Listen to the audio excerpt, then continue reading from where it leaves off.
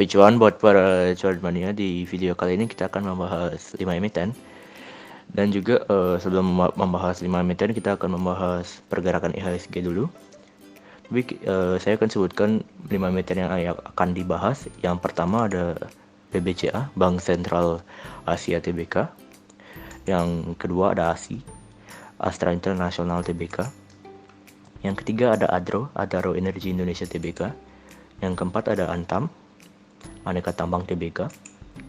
Dan yang kelima ada ADMR, Adro Minerals Indonesia Tbk. Tapi sebelum itu kita akan membahas pergerakan IHSG hari ini. Jadi terlihat IHSG hari ini melakukan pelemahan sebesar 1,12%. Dan terlihat bahwa adanya sebuah rejection di sekitaran harga MA50 yang berlaku sebagai area resistennya, dan pada saat ini setelah ia breakout dari area MA100-nya pada tanggal 20 Mei kemarin, pada saat ini terlihat IHSG sedang kembali ke area MA100 tersebut yang berlaku sebagai area resistance turning into support. Dan terlihat juga volume penjualan hari ini di IHSG ini bisa dikatakan cukup rendah dibandingkan volume pembelian dalam 6 hari terakhir. Dan misalnya besok IHSG bisa menguat, ini bisa saja IHSG menuju ke area MA50. Dan jika break dari area tersebut, target tertinggi IHSG ini berada di kisaran harga 7.150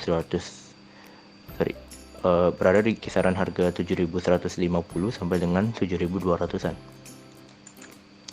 Untuk emiten pertama yang kita akan bahas hari ini ada BBCA. Jadi BBCA ini mirip banget sama pergerakan IHSG, dan terlihat hari ini melakukan pelemahan sebesar 0,34%. Dan BCA juga sedang berada di area MA200 yang berlaku sebagai sebuah support kuat ya. Dan terlihat juga setelah foreign melakukan distribusi sejak libur panjang kemarin, terlihat juga bahwa tekanan jual dari foreign ini bisa terlihat mulai minim dan mulai mengecil, yang merupakan sebuah hal bagus untuk BBCA. Jadi BBCA ini emang pergerakannya cukup lambat, tetapi bisa kita lihat BBCA sedang berada di area support kuat MA200 yang bisa dijadikan patokan untuk sebagai area pembelian untuk melakukan sebuah buy on weakness. Dan jika kita lihat dari volumenya juga, hari ini sebenarnya dia telah melakukan koreksi selama 2 hari berturut-turut, tapi koreksi tersebut terjadi dengan volume penjualan yang sangat amat minim, yang merupakan hal bagus untuk BBCA. Jadi misalnya BBCA ini besok menguat, ini dia bisa ke kisaran harga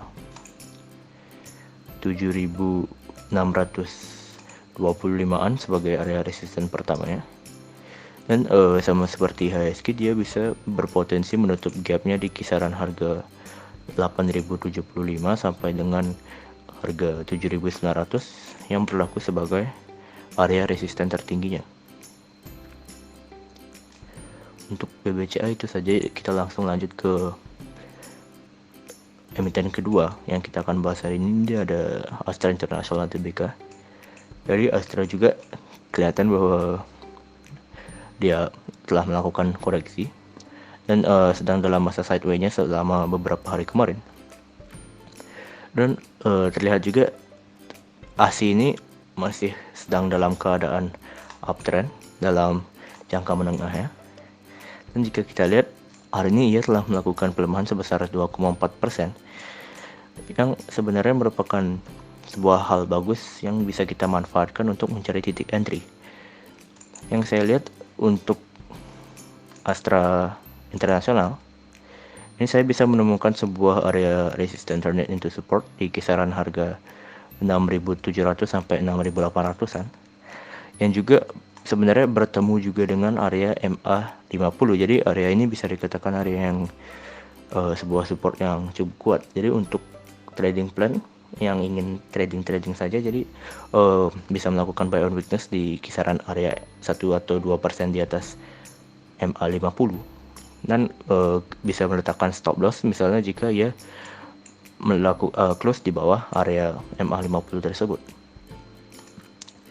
Target dari ASI untuk jangka pendeknya, ASI bisa ke kisaran 7.300 yang berlaku sebagai area resisten pertama, dan bisa saja ia melakukan penguatan lagi ke area last high-nya, swing high-nya di kisaran harga 7.700-an.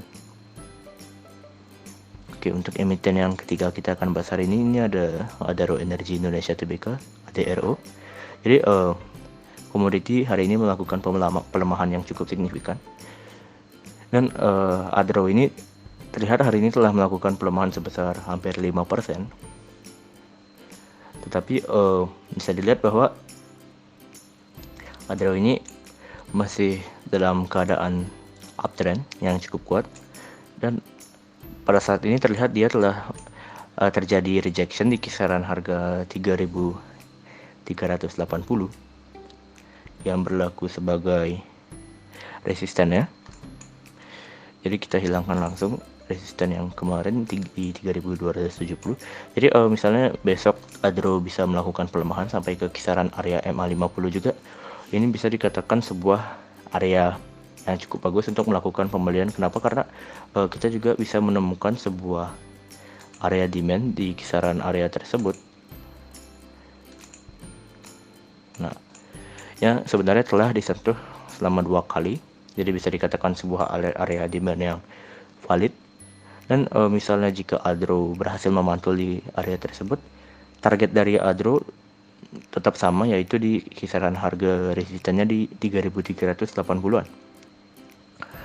Tetapi tetap misalnya Adaro melakukan penurunan close di bawah area MA50 sekaligus area demandnya, ini diwajibkan untuk melakukan cut loss, karena ia bisa saja melakukan penurunan sampai ke area support keduanya di 2.700-an yang bertemu juga dengan area MA100-nya. Untuk emiten keempat yang kita akan bahas hari ini ada Antam. Jadi setelah Antam memantul kemarin di area support kuatnya bertemu dengan MA200 dan juga support horizontal, pada saat ini terlihat bahwa Antam telah membentuk sebuah candle shooting star yang sebenarnya merupakan hal buruk. Kenapa? Karena bisa dikatakan tekanan jualnya ini mulai cukup besar.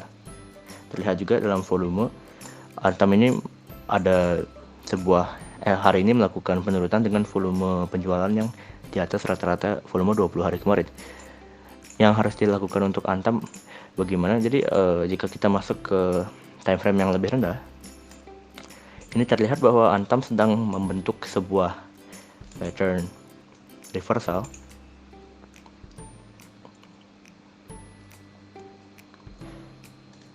yaitu bisa dikatakan pattern inverted head and shoulder. Jadi itu left shoulder, ini headnya, dan pada saat ini Antam sedang dalam potensi pembentukan right shoulder dari pattern inverted head and shoulder. Nah, koreksi yang sehat untuk Antam itu sampai kemana? Jadi kita bisa menemukan sebuah area demand di kisaran harga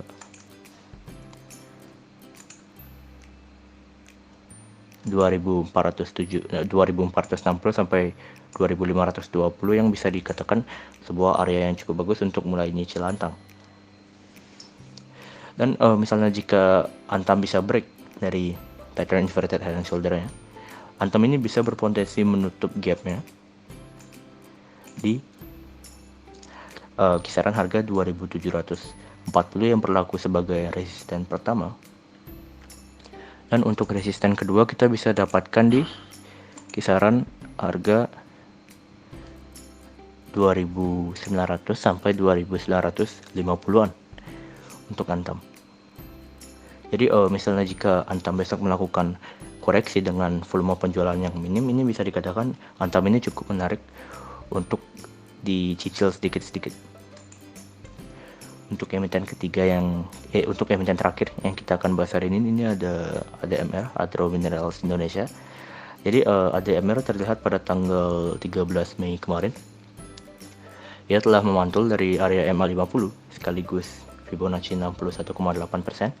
Tapi setelah ia memantul, ia melakukan penurunan kembali ke mendekati kisaran area MA50 lagi.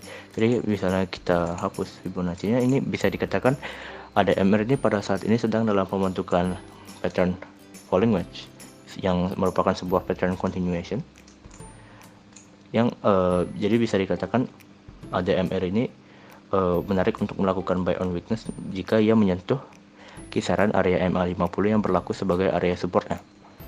Dan bisa dilihat secara net foreign buy or sell nya juga bisa terlihat ini pada saat ia pembentukan pattern falling wedge ini bisa kelihatan bahwa foreign sedang melakukan akumulasi dengan angka yang cukup signifikan tanpa melakukan distribusi besar-besaran gitu. Jadi ADMR ini bisa dikatakan masih cukup menarik. Untuk target dari ADMR misalnya ia memantul di kisaran kisaran area MA50-nya ini, kita bisa mendapatkan resisten pertama di kisaran harga 2780 dan juga resisten keduanya di last swing hanya di harga 3140-an. Tapi tetap jadi ADMR ini merupakan sebuah emiten dengan volatilitas yang cukup tinggi. Jadi misalnya ia close di bawah area MA50, ini disarankan untuk melakukan cut loss untuk meminimalisir kerugian. Demikianlah analisa rekomendasi saham hari ini yang bisa kami sampaikan. Semoga bisa menjadi referensi bagi para acuan mania di dalam mengambil keputusan untuk menjual ataupun membeli. Di sini kami sekali lagi tekankan dan garis bawahi bahwa analisa rekomendasi saham ini tidak untuk mengajak cuan mania membeli ataupun menjual saham-saham yang kami analisa, dan kami juga tidak bertanggung jawab atas segala keuntungan maupun segala kerugian yang terjadi akibat analisa rekomendasi saham dari kami ini. Tolong dianalisa kembali sesuai dengan style para cuan mania dan tentukan trading plan maupun money manajemennya terlebih dahulu sebelum memutuskan untuk masuk ke dalam suatu saham. Akhir kata, terima kasih telah menonton video kami dan jangan lupa untuk subscribe, komen, like, dan juga share kepada para cuan mania yang membutuhkannya. Sekali lagi kami ucapkan terima kasih, semoga kita sehat, bahagia selalu, dan cuan menyertai kita bersama. Sampai bertemu di video kami selanjutnya. Salam.